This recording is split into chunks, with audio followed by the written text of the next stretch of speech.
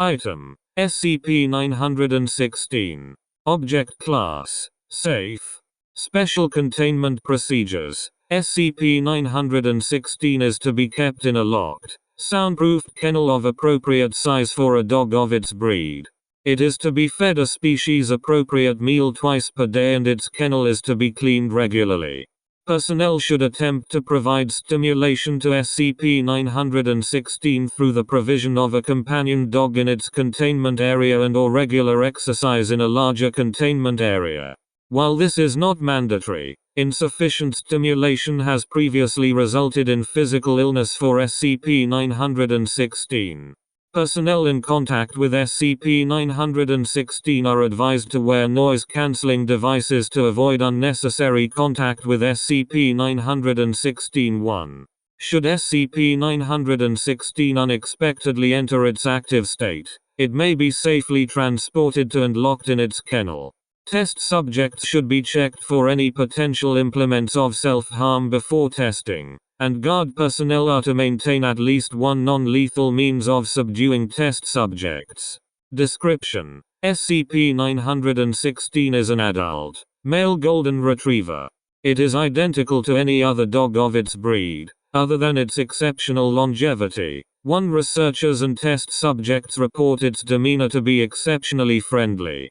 Anomalous effects occur between 15 minutes and 1 hour after initial contact with a human subject. SCP-916 will begin this active phase by becoming docile and attempting to lie down next to the subject. After several seconds of immobility, SCP-916 will begin to completely suppress any pain felt by individuals in contact with it. Subjects report this effect to decrease with distance, and to cease at 12 meters from the object. Within 3 minutes of beginning its active phase, one or more instances of SCP-916-12 will appear. SCP-916-1 manifest as localized human voices which originate approximately 2 meters away from the subject. These voices may be recorded and interacted with by the subject, but will generally not appear if multiple personnel are present. Universally, SCP-916-1 claim to be individuals who have been helped to die by SCP-916. These voices are able to provide names and detailed information which corroborate this claim, of which 91% have been confirmed. 3 SCP-916-1 has been shown to use a wide variety of tactics to attempt to persuade the subject to commit suicide in the presence of SCP-916. Generally, these attempts can be broken down into 4 phases. Phase 1. SCP-916-1 makes verbal contact with the subject, generally using soft, gentle tones. 916-1 will allay the common fear response to disembodied voices by explaining that they are invisible.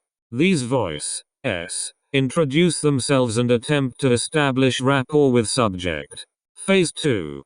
If not already aware of the effect, 916-1 will point out the elimination of pain in the subject. Voice often ask the subject to bite his/her own tongue or to pinch him/herself to demonstrate the effect. 916-1 attributes this to SCP-916's healing powers. Phase 3. 916-1 attempts to persuade the subject that suicide is a better option than their current condition. This often includes vivid descriptions of a heaven-like afterlife, assurance that the subject need not worry about conditions in the physical world, and encouragement to do so immediately in SCP-916's presence to avoid pain during the short trip home. Phase 4. 916-1 suggests viable options for suicide, depending on the subject's circumstance. Researchers are commonly advised to thrust a writing instrument into their own eye sockets. D-class subjects are told to make a false escape attempt so as to be shot by security. Records indicate that severing the tongue and bleeding out was once regularly suggested. However, during an early test this was attempted by the subject and medical personnel were able to save the victim. This method has not been suggested by any instance of SCP-916-1 since. Any phase may be interrupted by sufficiently disturbing SCP-916 itself or simply leaving the room, returning it to an inactive state. Note: due to Incident-3C4, instances of SCP-916-1 now have in-depth knowledge of Foundation procedures and personnel. Since that event, SCP-916-142, -43 and -44 have consistently informed all Class D test subjects of Foundation termination schedules in an attempt to persuade the Class D subject to end it now, painlessly.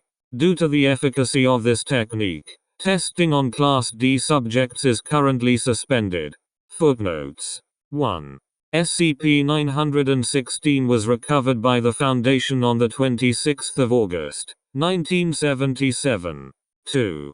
To date, 44 separate instances of SCP-916-1 have been identified.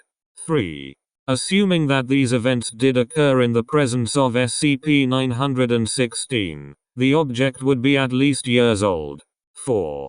Incident-3C resulted in the deaths of numerous personnel. Of those, 3. D-21943, D-21978, and Dr.